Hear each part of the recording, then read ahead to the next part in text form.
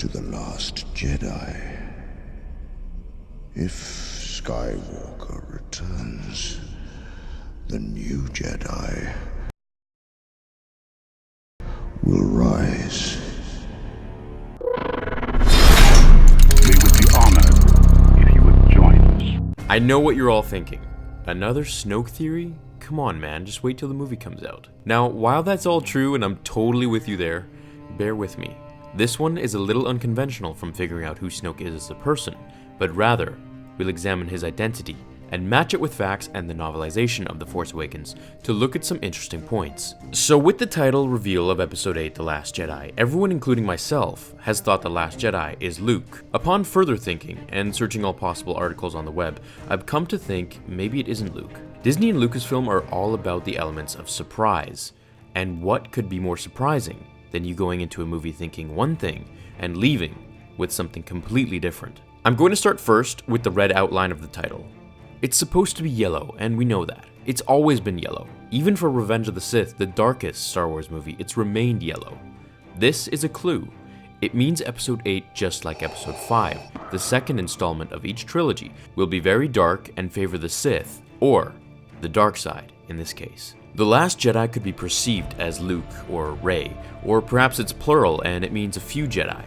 However, let's analyze a few things first. What's the biggest cliffhanger from Episode 7, besides Luke literally standing at the edge of a cliff before the credit scene? Snoke. Everyone is dying to know who Snoke is, hence all the theory videos and discussion about him. Is he Darth Plagueis? Is he Darth Maul? Is he someone completely different? Is he just himself? This leads us to our next point. Star Wars has always revolved around heirlooms and old lost items, such as Anakin's lightsaber to Luke and then again to Rey. And in Rogue One, we learn about the old ancient Jedi temple on Jedha that gets stripped of old lightsabers for their kyber crystals. Then, almost 30 years later, we learn how Luke, instead of going into hiding like Yoda did after he lost to Sidious, he went looking for the ancient Jedi temple. But have we ever asked why? Luke went into hiding after supposedly Kylo killed all the younglings or something terrible happened. So why would he search for another temple if he was so depressed and seeking exile? I think he went to learn more about the first Jedi Temple from ancient holocrons. Upon failure to do so, he left to Ahch-To, which we'll figure out why in December. We also know he has contact with Obi-Wan and Yoda as Force ghosts. There must have been something they didn't know, or perhaps, with Yoda's age of almost 1,000 years, he told Luke to go find this temple and seek out its hidden knowledge, to be ready for the rise of the original Jedi. Now, let's move on to Snoke. He's ancient, and we know this because of a piece from the Force Awakens novel that I'll read out in a minute. However, let's first examine his pupil, Kylo. Kylo is obsessed with his grandfather, Darth Vader.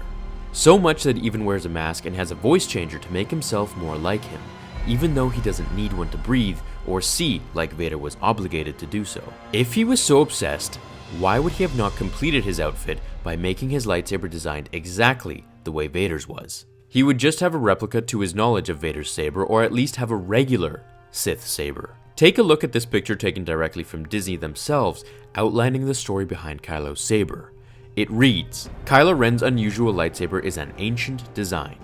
Although the one he carries is recently constructed, the crossguard blades are raw power vented from the primary central blade. What we can gather from this is that this saber was created recently, yet it follows the schematics and blueprints of an ancient design, a design from the Old Republic thousands of years ago possibly.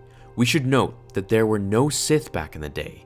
You were either a Jedi or a fallen Jedi, and when the fallen Jedi landed on Korriban, the Sith planet, the Sith were assimilated into fallen Jedi ways. Since the Jedi ruled the galaxy for 1,000 years before Darth Maul and Palpatine showed up, that would make Snoke a Jedi if he was one, a fallen Jedi, and the last of them.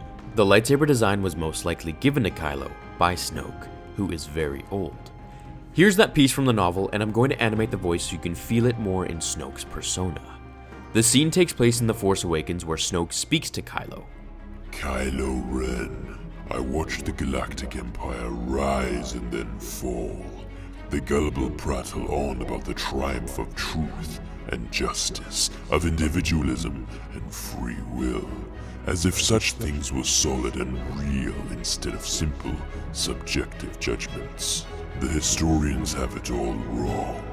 It was neither poor strategy nor arrogance that brought down the Empire. You know too well what did. What if we're going to finally learn about the Jedi? The first real Jedi.